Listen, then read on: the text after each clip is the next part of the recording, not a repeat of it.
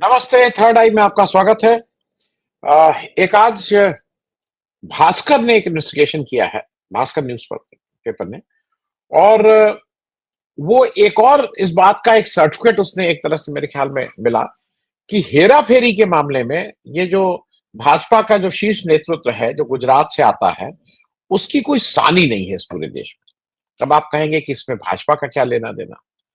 खबर यह है कि गुजरात में ये 10 बिल्कुल ऐसे दल जिनका नाम आपने नहीं सुना है।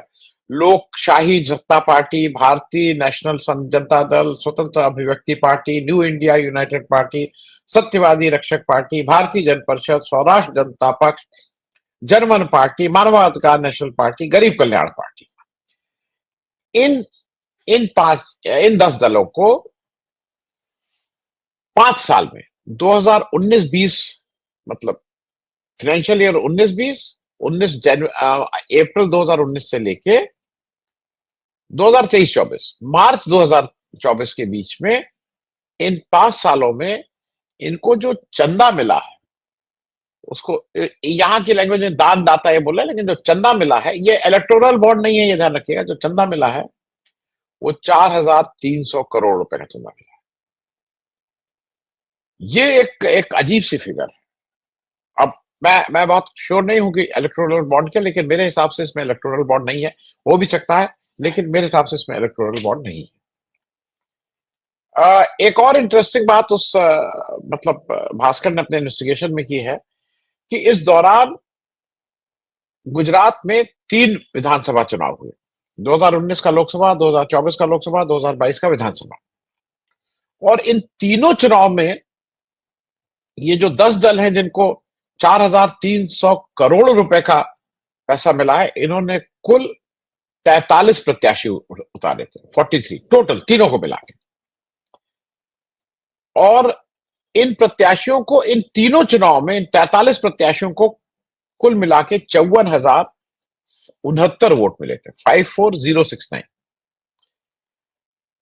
और ये एक और चीज है कि यहां पे जब इन्होंने अपना चुनावी खर्च जमा किया, तो जैसा आपको पता है कि भाई 75 लाख रुपए लोकसभा का है, अब शायद 30 लाख रुपए हो गया है विधानसभा का, मुझे फिगर नहीं, लेकिन इतनी फिगर।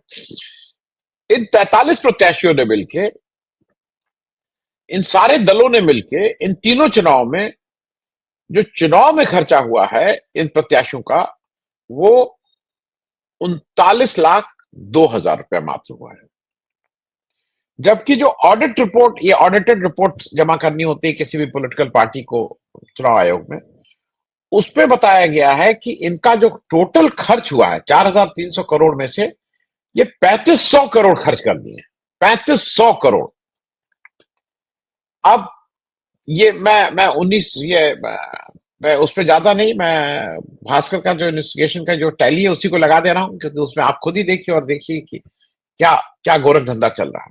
ये कोई जैसे टैक्स हेवन है, जैसे शेल कंपनीज है, इन सबका स्पेशलाइजेशन नीरव मोदी, ललित मोदी, मेहुल चौकसी, वो एक नाम विशेष नहीं लेंगे, एक जगह विशेष से लोग आते हैं, उनको ही इसका एकाधिकार, एक तरह से सर्वाधिकार सुरक्षित।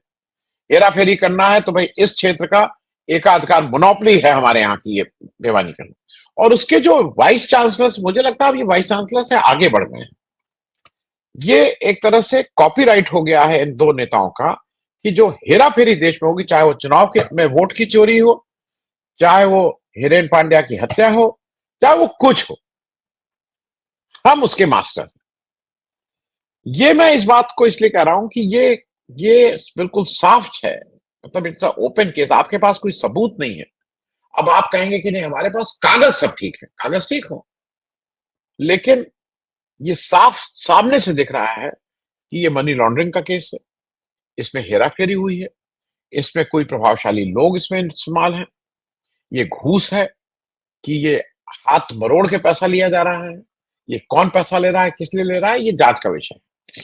और ये इंटरेस्टिंग इसलिए है कि अगर आप इस तरह की बेईमानी करते हैं तो आज नहीं तो कल, जब भी ये हटेंगे लोग, ये बेईमानी खुलेगी कि इसको ये मतलब जिसको कहते हैं ना, उस दरवाजे तक ये पैर के चिन्ह जाएंगे कि ये कहां से बेईमानी और कैसे हुई। इसको कोई रोक नहीं सकता।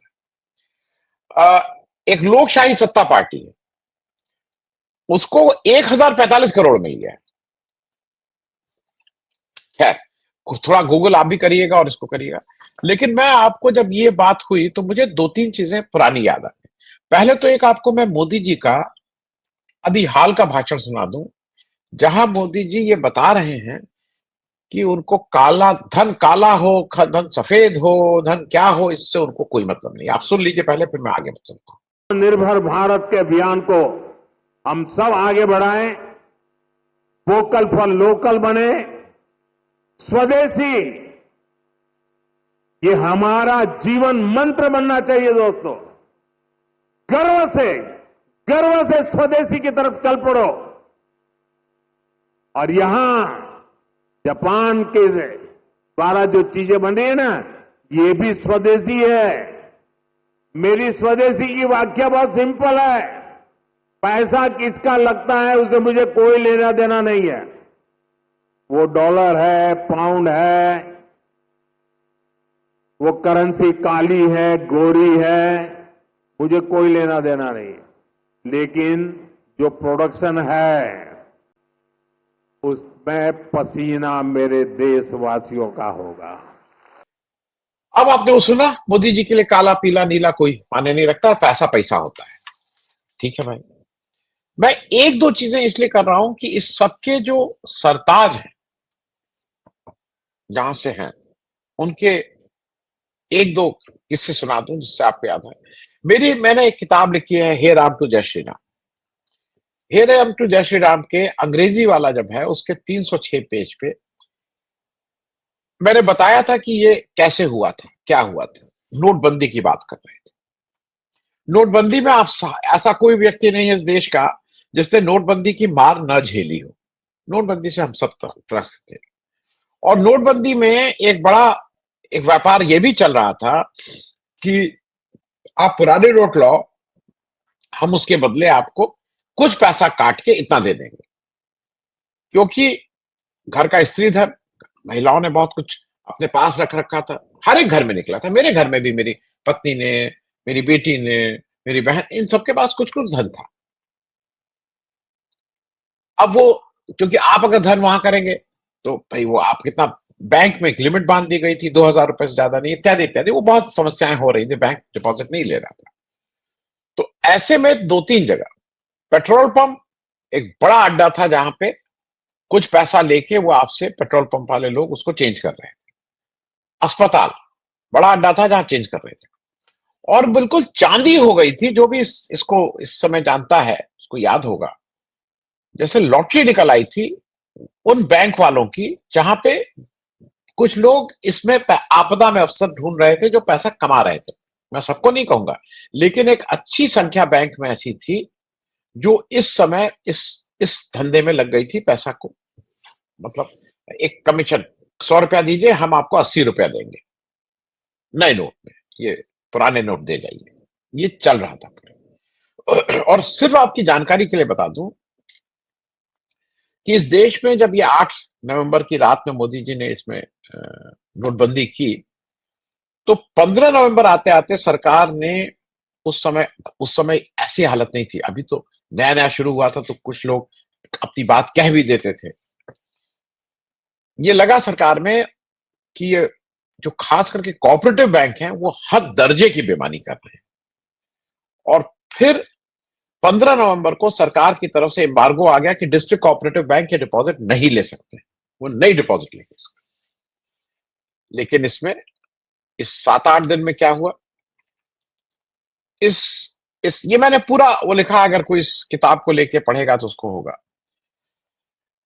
रिकॉर्ड के लिए बता दें कि इस देश में 370 डिस्ट्रिक्ट कोऑपरेटिव बैंक में कुल 22,271 करोड़ रुपया डिपॉजिट हुआ था। उसमें, क्योंकि ये माना गया था कि उसमें बहुत हेराफेरी हुई है, उसमें बहुत लोगों का पैसा लेके, उसमें कमीशन काट के मनी, मतलब पैसा घुमाया गया है।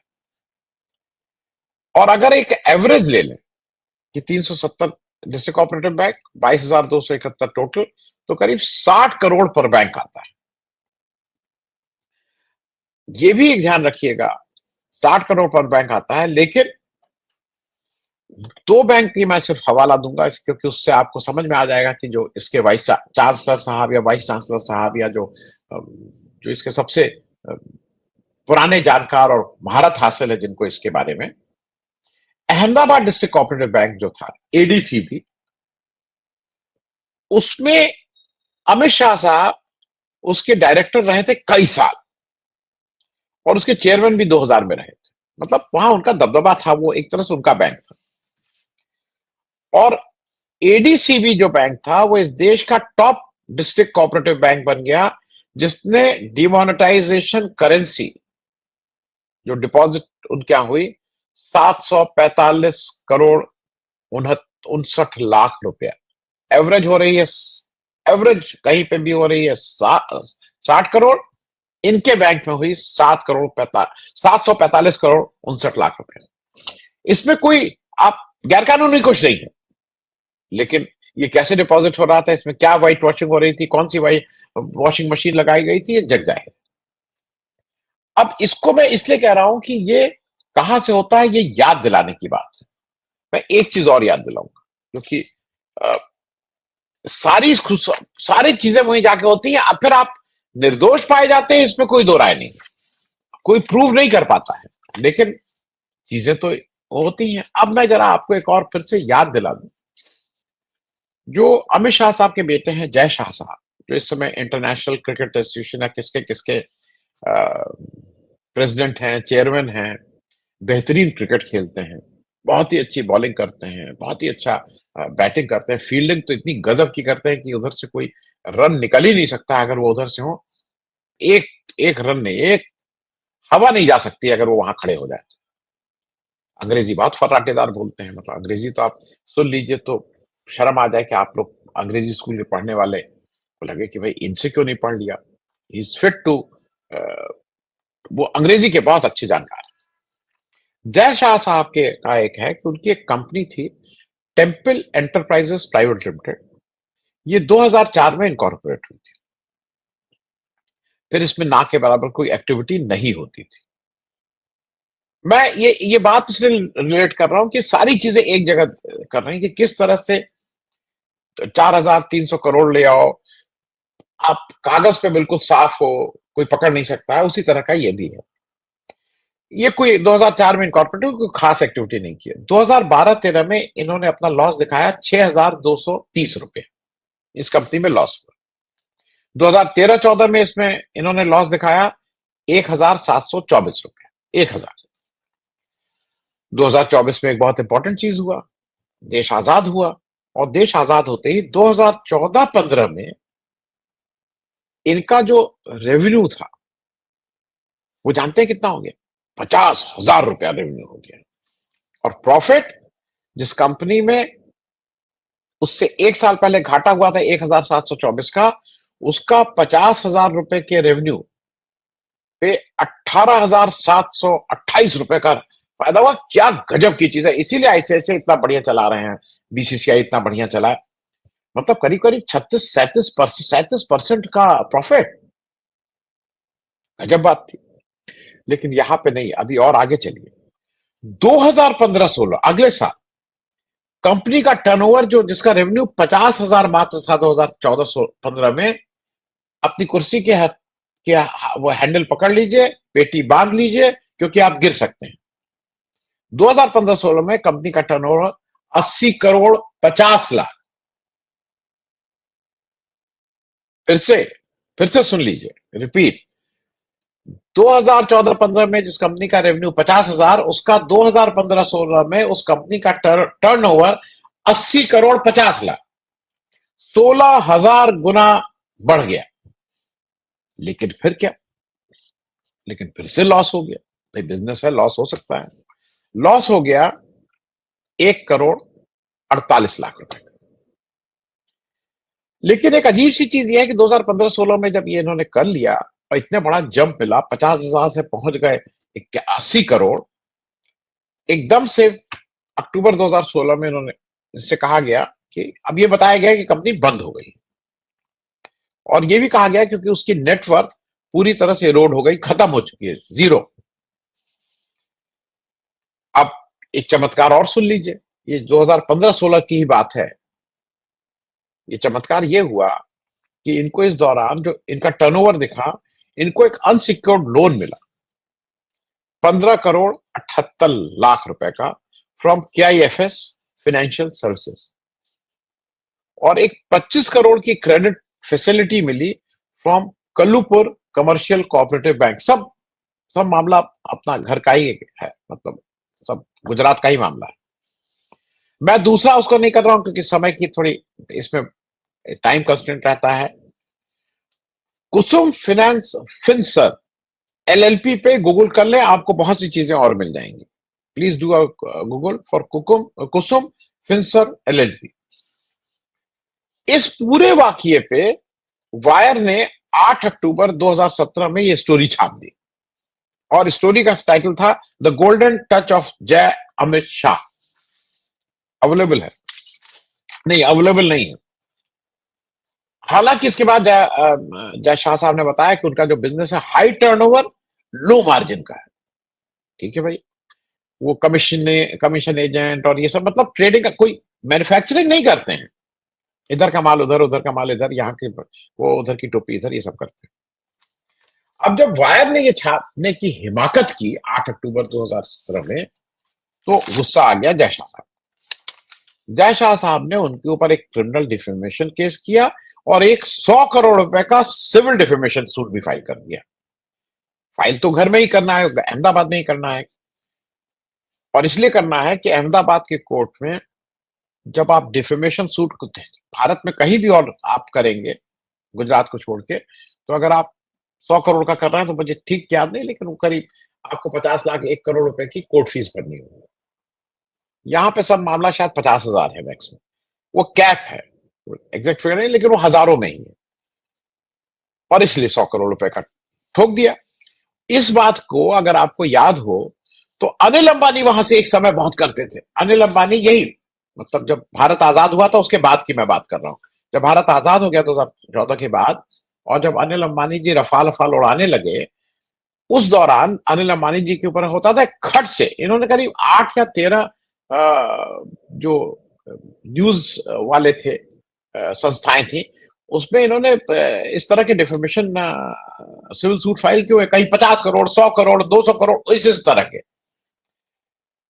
एक उस समय करते थे क्योंकि वही पैसा दो, और अब होता क्या है कि भाई पत्र कहीं पे भी जो संस्था है इस तरह की है, 200 करोड़ का वो आ गया तो वकील साहब ही इतना पैसा ले लेंगे, तो उनसे जो जो रिपोर्टर ये करता रहता है उसी से हाथ जोड़ा जाता है कि यार तुम छोड़ दो, कैसे चलेगा, वो छोड़ छाड़ करके चला जाता है। लेकिन अभी पता लगा कि अनिल अंबानी जो सबकी इज्जत उतारने में 100 करोड़ 200 करोड़ 500 करोड़ करते थे, वो तो फ्रॉड निकले।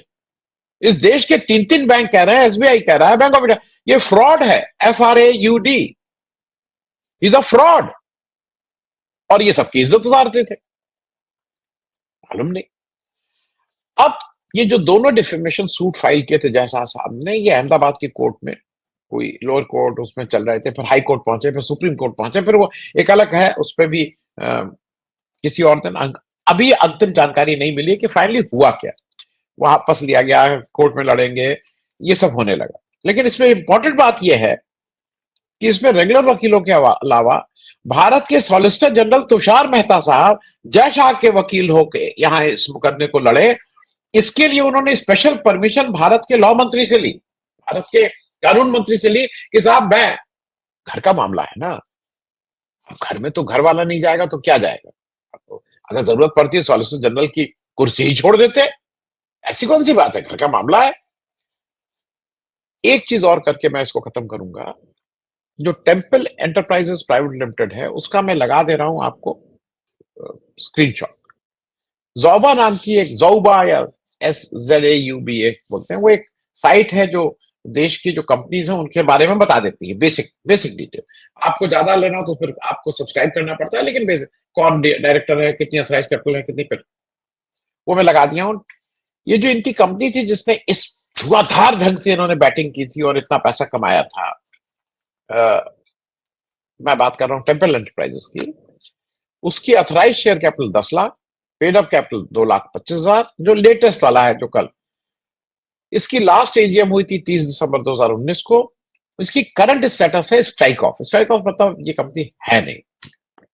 और इस पे इंटरेस्टिंग एक चीज और बता दूं, क्योंकि वो भी जानना जरूरी। इनके जो इस पे पार्टनर दिखा, मतलब 2 डायरेक्टर होते हैं, तो दूसरे डायरेक्टर साहब हैं, उनका नाम है जितेंद्र जयंतीलाल शाह। इसकी भी मैं स्क्रीनशॉट लगा दे रहा हूं। जितेंद्र जयंतीलाल शाह जो इनके डायरेक्टर थे उस टेम्पल एंटरप्राइजेस में, वो 28 कंपनी में उनका कुछ ना कुछ एसोसिएशन रहा है। उसमें से 17 कंपनी करंट है, 11 कंपनी पास्ट में थी। तो धुआंधार खिलाड़ी हैं। अब उसमें अगर कोई टाइम मिला और उसपे कुछ वो किया तो उसमें से बहुत सी गुत्थियां निकल सकती हैं। और जय शाह साहब 11 कंपनीज में एसोसिएट रहे हैं, 8 कंपनी के अभी भी करंटली डायरेक्टर हैं, 3 पास में थे। लेकिन मेरा अपना मानना यह है कि ये सारे डॉक्यूमेंट्स हैं, या तो सारे डॉक्यूमेंट्स में जहां जहां सब दफ्तरों में आग, भाई ऐसी दैवीय आपदा आ जाए कि अ, सारे इस तरह के डॉक्यूमेंट में कहीं कोई आग लग जाए या कुछ हो जाए। लेकिन अगर अगर डॉक्यूमेंट्स हैं और अगर कोई दैवीय आपदा नहीं आती है तो खतरे की घंटी तो बज चुकी है। थैंक यू सो मच, बहुत बहुत धन्यवाद।